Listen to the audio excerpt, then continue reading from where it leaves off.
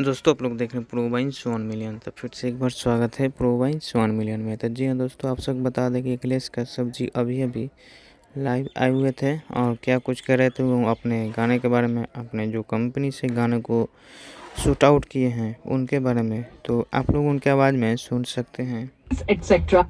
गोलू जी Rahul connect भइल बजाई और आज जौन गाना रिलीज भइल बा गर्दा कर नहीं जा आप लोग, एकदम धुआं हो गइल बा और बहुत तगड़ा व्यूज, बहुत तगड़ा रिस्पांस और बहुत जबरदस्त रिस्पांस। ये देखिए, ये सब दिखाना नहीं चाहिए लेकिन आप लोगों का प्यार है तो भाई हम आप लोग से कहां से बच सकते हैं। ये देखिए हमारा YT स्टूडियो है, 5 घंटा 54 मिनट हुआ है और 8,30,000 व्यूज है, मिलियन पहुंचने वाला है। ये आप लोग का मोहब्बत मिलना चाहिए और ऐसा ही आप सबका कश्यप पहाड़ पर रास्ते रहेगा।